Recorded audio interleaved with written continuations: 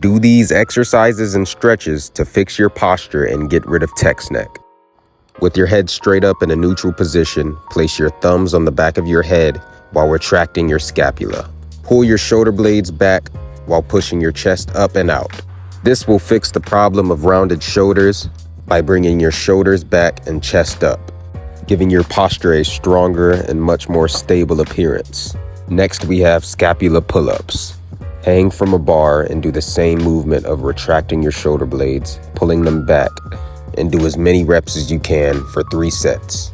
This movement also pulls the shoulders back and the chest up, training your shoulders to be in a proper neutral position instead of rounded. Keep those arms straight and use your shoulder blades to pull back to perform the scapula pull-up. Next, we have face pulls.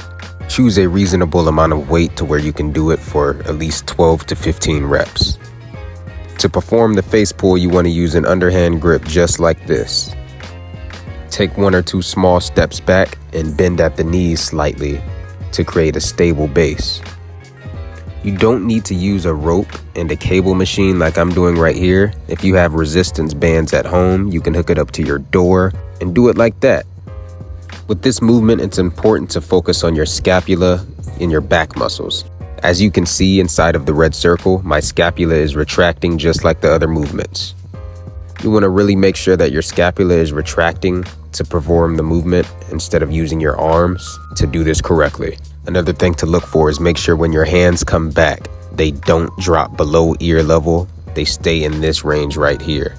Make sure they aren't going too low all the way down to your shoulders, and make sure they aren't too high to where your hands are all the way above your head.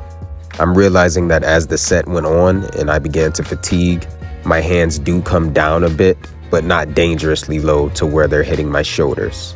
I'm gonna pull out a little yoga pose for you guys and girls out of my yoga trick bag that'll help reverse the effects of text neck, and it's called Sphinx pose.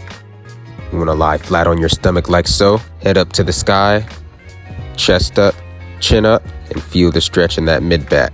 The more you point your nose up to the sky, the greater the stretch is going to be. And the greater you push with those arms, the greater the stretch is going to be as well. You modify the intensity of this stretch while breathing through it. I want you to breathe deeply throughout this entire stretch to fully reap all of the benefits. You're going to build flexibility as well as alleviating any pain you may have from your hump neck.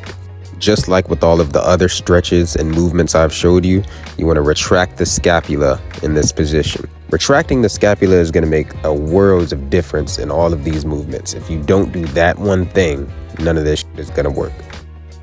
Okay, people, the workout portion of this video has ended, and now I'm going to educate you on the dangers of text neck.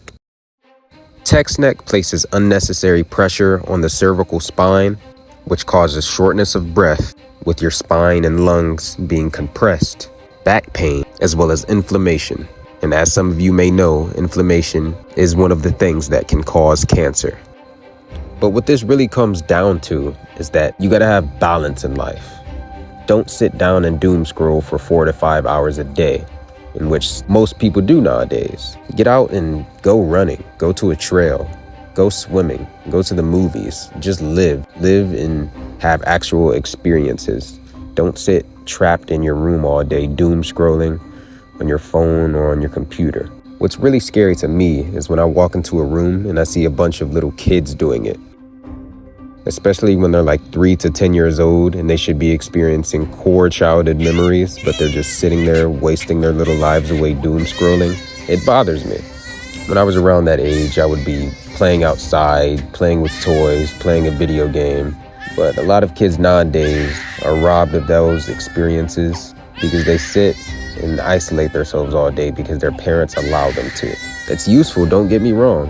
I believe kids nowadays are more intelligent than ever before, simply because of these smartphones, because of the information available, but it's dangerous at the same time. It's a double-edged sword. So I'm not judging any of you parents who let your kids have a smartphone at the age of 4, do whatever the hell you want to do.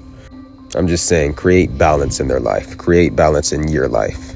Get out and live. Don't get caught up doom scrolling for hours on end. Live your life. If you enjoyed the video, leave a like, If you're not subscribed already, go ahead, do that and share it with friends. Have a great day, people.